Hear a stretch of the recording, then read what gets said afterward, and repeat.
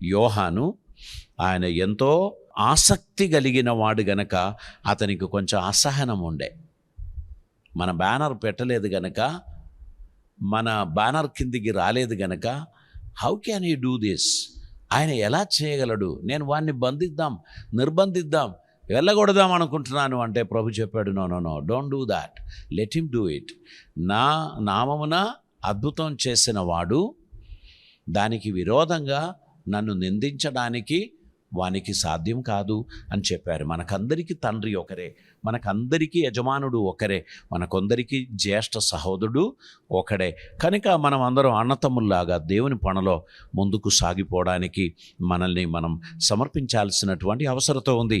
ఇంకా మనం చూసినట్లయితే మార్కు సువార్త 10వ అధ్యాయం 35 నుంచి 37 వరకున్న వచనాలు ఇంకో కొంచెం తీవ్రమైన రెస్పాన్స్ ఇస్తున్నాడు.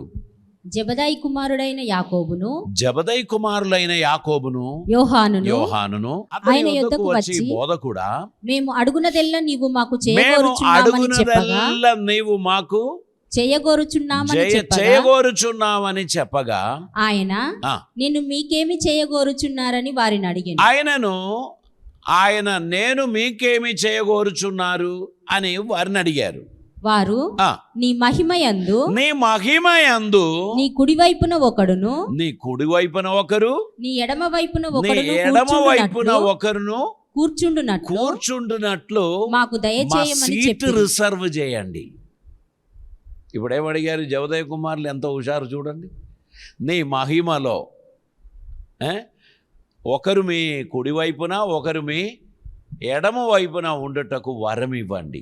అంటే ఇదొక అడ్వాన్స్ బుకింగ్. ఇది ఫలానా కాన్ఫరెన్స్లో మెయిన్ స్పీకర్ ఎడమ వైపు నేను, కుడివైపు నా బ్రదరు ఉండాలి అని అన్నదమ్ములు ఇద్దరు వచ్చి అడిగారు. అప్పుడు ప్రభు ఏం చెప్పారో వినండి. యేసు, మీరేమి అడుగుచున్నారో మీకు తెలియదు, మీరు ఎరుగరు. నేను త్రాగుచున్న గిన్నెలో నుండి త్రాగుటయైనను నేను పొందుచున్న బాప్తిస్మం పొందుటయైనను మీ చేత అగునా అని వారిని అడగగా వారు మా చేత అగునని మా చేత అగును అన్నారు.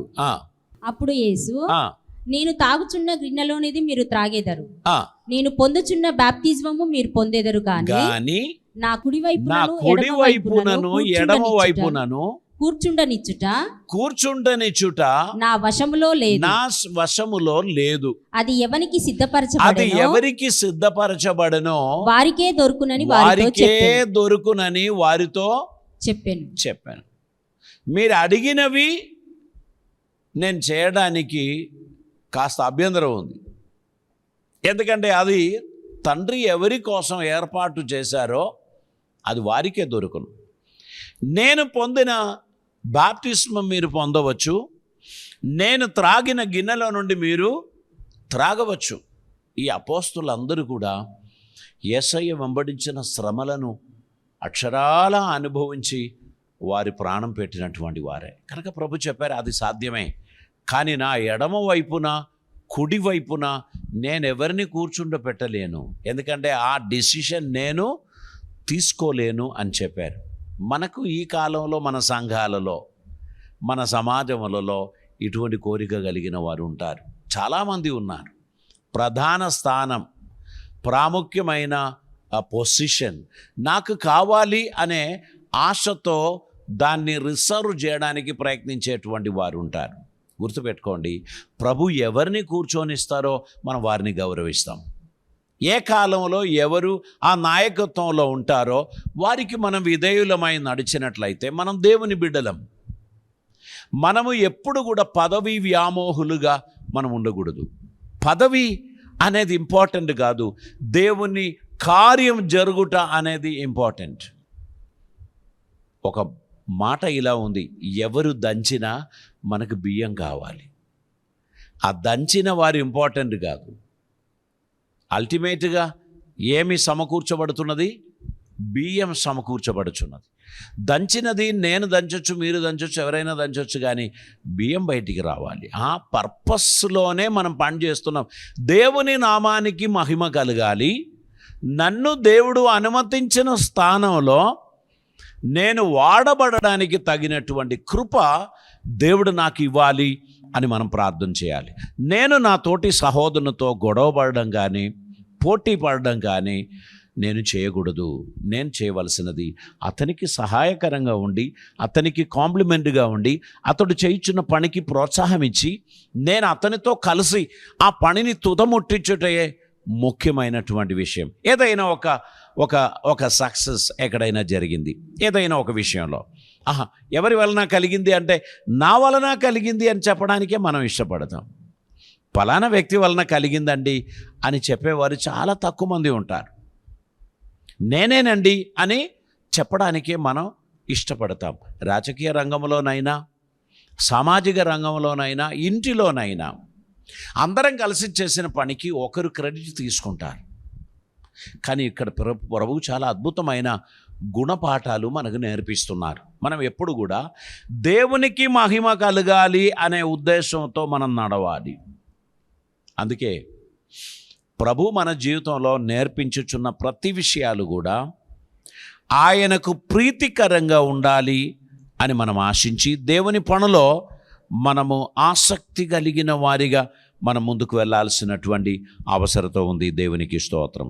ఇంకా చూడండి, యోహాను సువార్త 13వ అధ్యాయం 23వ వచనాన్ని మనం చదువుదామండి. యోహాను సువార్త 13వ అధ్యాయం 23వ వచనం. ఆయన శిష్యులలో యేసు ప్రేమించిన ఒకడు, ఆయన శిష్యులలో యేసు ప్రేమించిన ఒకడు యేసు రొమ్మున ఆనుకొనుచుండెను కనుక ఎవరిని గూర్చి ఆయన చెప్పెను అని తమకు చెప్పమని సీమోను పేతురు అతనికి సైగ చేసెను. ఇక్కడ మనం చూసేది, వీరు ఒక విందు బోధనలో కూర్చుంటున్నారు.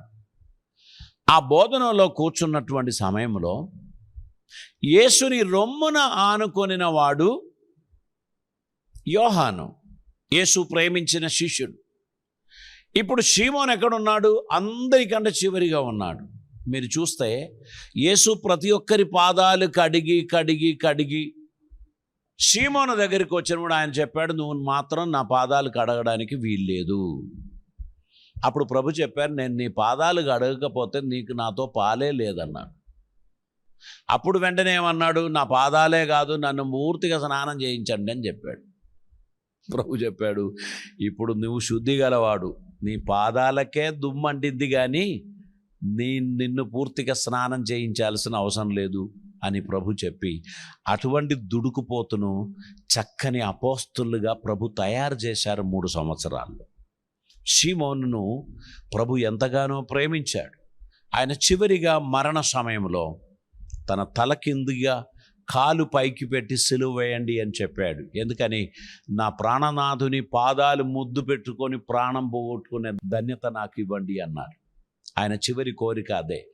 నా సిలువ మాత్రం తలకిందులుగా ఉండాలి, నా తల కిందికి ఉండాలి, పాదాలు పైకి ఉండాలి.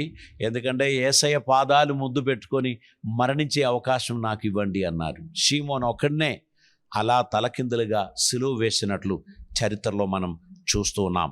చూడండి, ఈ విధంగా యోహాను చాలా ప్రాముఖ్యమైన వ్యక్తి, శిష్యులలో ప్రముఖుడు అని మనం చూస్తున్నాం. యేసు ప్రేమించిన శిష్యుడు అని కొన్ని స్థలాలలో ప్రత్యేకంగా తెలియపరిచారు. యేసు ప్రేమించిన శిష్యుడు కనుక యేసయ్య రొమ్మున ఆనుకొనిన శిష్యుడిగా మనం అతన్ని చూస్తున్నాం. మొదటి యోహాను పత్రిక 2వ అధ్యాయం 9-10 వచనాలు చదవండి. వెలుగులో ఉన్నానని చెప్పుకొనుచు తన సహోదరుని ద్వేషించువాడు ఇప్పటి వరకును చీకటిలోనే ఉన్నాడు. అంటే యోహానులో ఎంత మార్పు కలిగింది, యోహానులో ఎంత పరిపక్వత వచ్చింది. ఆయన మాట్లాడుచున్న వాటిలో తెలియపరచుచున్నాడు. ఏమని చెప్పాడు? మరోసారి చదవండి. వెలుగులో ఉన్నానని చెప్పుకొనుచు, వెలుగులో ఉన్నానని చెప్పుకొనుచు తన సహోదరుని ద్వేషించువాడు ఇప్పటి వరకును చీకటిలోనే ఉన్నారు. మనం సహోదరులను కరెక్షన్ చెయ్యొచ్చు, కానీ ఏం చేయొద్దు? కించపరచవద్దు. సహోదరులను ద్వేషించవద్దు, సహోదరులను సరిచేసుకోవచ్చు. ఒకరిలో ఉన్న ఆ బుద్ధిహీనత లేక మూర్ఖత్వం, అజ్ఞానం వాటిని తొలగించడానికి మనం హెల్ప్ చేయొచ్చు, కానీ ఒక వ్యక్తిని మనం కించపరచడం, హేళన చేయడం మాత్రం మనం చేయకూడదు అని ప్రభు మనకి ఈ పాఠం ద్వారా నేర్పిస్తున్నాడు. ఇంకా 3వ అధ్యాయం 14వ వచనం చదవండి. మనము సహోదరులను ప్రేమించుచున్నాము కనుక మరణములో నుండి జీవములోనికి దాటి ఉన్నామని ఎరుగుదుము. అందరు గుర్తుపెట్టుకోండి, సహోదరులను ప్రేమించు ప్రతి ఒక్కరు కూడా మరణము నుండి జీవములోనికి దాటి ఉన్నారు. దేవునికి స్తోత్రం. ప్రేమ లేని వాడు మరణమునందు నిలిచి ఉన్నాడు. ఎవరైనా ప్రేమ లేని వారిగా మనం ఉన్నట్లయితే మనం ఎందులో నిలిచి ఉన్నాం? మరణములో నిలిచి ఉన్నాం. ఇంకా తన సహోదరుని ద్వేషించువారు నరహంతకులు. ఏ నరహంతకుని అందును నిత్య జీవం ఉండదని మీరెరుగుదురు. కనుక సహోదరుని ద్వేషించువాడు నరహంతకుడు. కత్తితో కోయాల్సిన అవసరం లేదు, ద్వేషిస్తే సరిపోతుంది. మనం మర్డరర్స్ అవుతాం, హంతకులం అవుతాం. కాబట్టి ద్వేషించకూడదు. ఏదైనా పొరపాటు ఉంటే, ఏదైనా సరిచేయవలసినది ఉంటే సరిచేయండి. అది అంతవరకే, కానీ మళ్ళీ దాన్ని మనసులో పెట్టుకొని ఏం చేయకూడదు, దాన్ని ద్వేషంగా మార్చుకోకూడదు. ప్రభు మనకు ఇచ్చిన ఈ జీవితంలో మన మనస్సు ఎలా ఉండాలి అంటే, ఏది కూడా పగ కోసం దాచిపెట్టుకోవద్దు మనలో. అది మనకు బీపీని పెంచుతుంది, షుగర్ను పెంచుతుంది, మనకు లేనిపోని అనారోగ్యములన్నింటినీ పెంచుతుంది. మనం ఎప్పుడు కూడా ద్వేషం మనసులో పెట్టుకోవద్దు. ఆయన అంటే నాకు అసహ్యం, ఆమె అంటే నాకు అసహ్యం అనేది మనలో ఉండకూడదు. ఏదైనా పొరపాట్లు కనబడితే, ఏదైనా సరి చేసుకోవాల్సినటువంటి విషయం కనబడితే సరిచేయండి, గద్దించండి. ఆ తర్వాత మరు క్షణం మీరేం చేయాలి? ప్రేమ చూపాలి, దయ చూపాలి, కనికరం చూపించాలి. ఆ వ్యక్తిని ప్రేమించడానికి ఉన్న మనస్సు కలిగిన వారిగా ఉండాలి. ఎప్పుడు కూడా లాంగ్ స్టాండింగ్ గ్రడ్జ్ మనం పెట్టుకొని ఉండకూడదు. మనలో అటువంటి భావం ఉండకూడదు. అది మనకి నెగటివ్ ఇమోషన్స్ ఇస్తుంది, నెగటివ్ రిజల్ట్స్ ఇస్తుంది. మనలో నుంచి నెగటివ్ ఇమోషన్స్ బయలుదేరుతుంది. అదొద్దు. మనం ఎల్లప్పుడూ పాజిటివ్ ఇమోషన్స్ కలిగిన వారిగా ఉండాలి. పాజిటివ్ ఎనర్జీ మనలో ఉండాలి. ప్రోత్సాహకరంగా మాట్లాడే వారిగా ఉండాలి. ప్రోత్సహించడానికి ఉన్న మనస్సు కలిగిన వారిగా ఉండాలి. ఎంకరేజ్మెంట్ అనేది మనలో ఒక భాగంగా మారాలి. ఆ విధంగా దేవునికి ప్రియమైన బిడ్డలుగా మనం నడుచుచూ ఉండుట చేత వారిని మనం ఖచ్చితంగా ఆశీర్వదించగలం. 1 యోహాను పత్రిక 4వ అధ్యాయం 7వ వచనాన్ని చదువుదామండి. ప్రియులారా, మనము ఒకరినొకరు ప్రేమింతము. ఏలయనగా ప్రేమ దేవుని మూలముగా కలుగుచున్నది. ప్రేమించు ప్రతివాడును దేవుని మూలముగా పుట్టినవాడై దేవుని ఎరుగును. దేవునికి స్తోత్రం. ప్రియులారా, మనము ఒకరినొకడు ప్రేమింతము. ఎంత అద్భుతమైన ఆహ్వానం అండి. యోహాను పత్రికలో ప్రేమను గూర్చి చాలా అద్భుతంగా మాట్లాడారు. మనమందరము ఈ కొత్త నిబంధన మనం పాటించాలని దేవుడు కోరుచున్నారు. పగ తీర్చడానికి, మనము ప్రతీకారం చేయడానికి పిలువబడిన వారం కాదు, కానీ ప్రేమించడానికి, క్షమించడానికి, ప్రోత్సహించడానికి, సహించడానికి మనం పిలువబడిన వారం అనేటువంటి విషయాన్ని మనం గుర్తుపెట్టుకోవాల్సినటువంటి అవసరత ఉంది. యేసుక్రీస్తుని పాఠశాలలో ప్రేమను గూర్చి నేర్చుకున్నటువంటి వాడే ఈ యోహాను. ఎందుకనగా ఆయన ఎక్కువ శాతం ప్రేమను గూర్చి తెలియపరచినట్లు మనం చూస్తున్నాం. ఆయన రోమున ఆనిన శిష్యుడు అనగా ఆయన హృదయ స్పందన ఎక్కువగా తెలుసుకున్నవాడు. నాతో కలిసి కొంతమంది సహోదరులు ప్రయాణాలు చేస్తారు. ఆ ప్రయాణంలో నేను కొన్ని విషయాలు మాట్లాడుతూ ఉంటాను. వారు నా నుండి నేర్చుకోవడానికి ప్రయత్నం చేస్తారు, వారు దాన్ని జీవితంలో అప్లై చేయడానికి ప్రయత్నం చేస్తారు. మనం వెలుచున్న ప్రతి స్థలంలో కూడా వారు మన బంధువులు కాదు, వారు మన మిత్రులు కాదు. మనం వెలుచున్న స్థలంలో మనం వెళ్ళిన కారణమును బట్టి అక్కడ మనకు మిత్రులు ఉండాలి, అక్కడ మనకు స్నేహితులు ఉండాలి, మన అభిమానులు అక్కడ ఉండాల్సిన అవసరత ఉంది. వారిలో ఉన్న మస్టు కరగతీయడానికే దేవుడు మళ్ళీ పంపిస్తున్నాడు.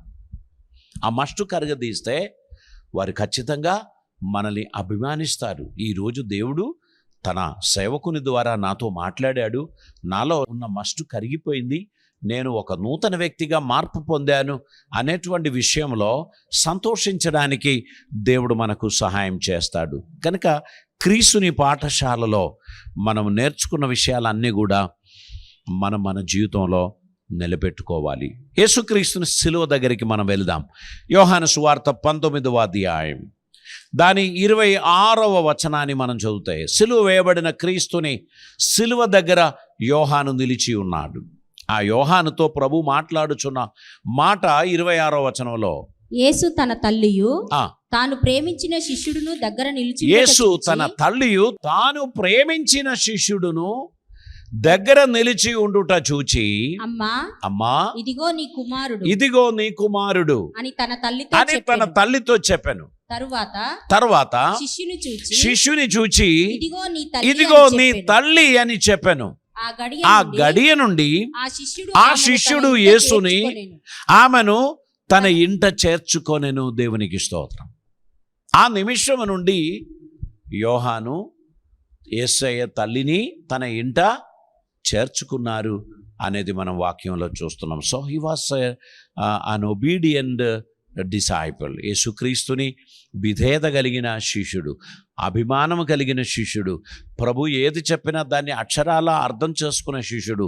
ప్రతి విషయంలో కూడా ఆయన విసుగుపాటు లేకుండా, వ్యతిరేకత భావం లేకుండా విధేయత చూపించిన వాడిగా మనం చూస్తున్నాం. ఒక ఉత్తమమైన వ్యక్తి రాసిన ఈ పత్రిక వర్డ్ బై వర్డ్ మనం ధ్యానం చేయడం మొదలు పెడుతున్నాం. సో మీరందరూ కూడా ఒక స్పెషల్ నోట్బుక్ మెయింటైన్ చేసుకోండి.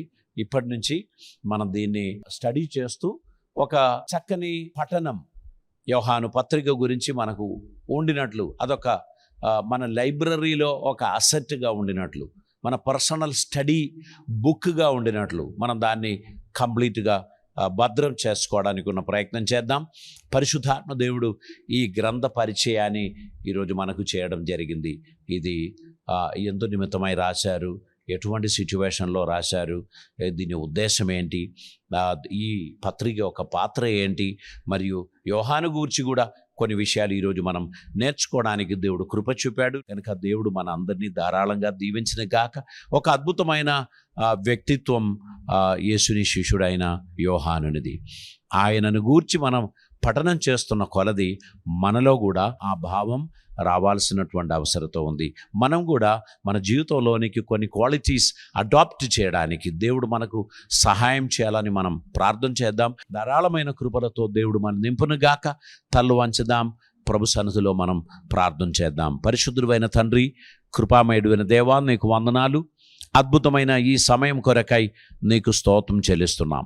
ప్రత్యేకంగా ఈ దినమందు యోహాను రాసిన మొదటి పత్రికను, దాని ఒక ఇంట్రొడక్షన్ పార్ట్ ఈరోజు మేము ధ్యానించడానికి మాకు కృప చూపారు. ప్రభువా, ఈ పత్రిక మేము చదువుతూ ధ్యానిస్తూ ముందుకు వెళుచున్నప్పుడు మా మనోనేత్రములను తెరవండి. మీ హృదయం నుండి కొన్ని మాటలు మేము నేర్చుకోవడానికి ప్రభువా, ఇన్స్టంటేనియస్గా మమ్మల్ని దర్శించుచున్న మీ సాన్నిధ్యం ఈ పఠన కాలంలో మేము అనుభవించడానికి సహాయం చేయమని ప్రార్థిస్తున్నాం. మా మిత్రులు చాలామంది దూర ప్రాంతంలో ఉండి నీ వాక్యాన్ని వీక్షించుచున్నవారు ఆశీర్వదింపబడును గాక. తండ్రి, నీ వాక్యం అది సజీవమైనటువంటిది, రెండంచుల గల వాడి గల ఖడ్గము కన్నా వాడి అయినటువంటిది అని నీ వాక్యం సెలవిచ్చుచున్నాడు. కనుక నీ వాక్యమునకు లోబడి మీ చిత్తం నెరవేర్చబడలుగా నీకు ఇష్టలుగా మేము నడవడానికి, నీ కృప మేము పొందడానికి, ధారాళమైన ఆశీర్వాదములు మా జీవితంలో మేము అనుభవించడానికి సహాయం చేయమని, కృపలతో నింపమని, అద్భుతములు జరిగించమని, ప్రతి విషయంలో సహాయ హస్తం చాపమని, మీ దీవెన నీ ఆశీర్వాదములు ధారాళంగా మాకు దయచేయమని, కృపలతో నింపమని, అద్భుతములు జరిగించి మమ్మను బలపరచుమని, ఈ ప్రియబిడ్డలందరూ నీ వాక్యములో నైపుణ్యత కలిగిన వారిగా, వేరుపారిన వారిగా ఉండడానికి తగిన కృప వీరికి అనుగ్రహించుమని, ప్రభువా, మేము ప్రారంభం చేస్తున్న ఈ స్టడీ మా జీవితంలో దీవెనగా మార్చుమని యేసు నామమున అడుగుచూ ఉన్నాం పరమ తండ్రి. ఆమేన్.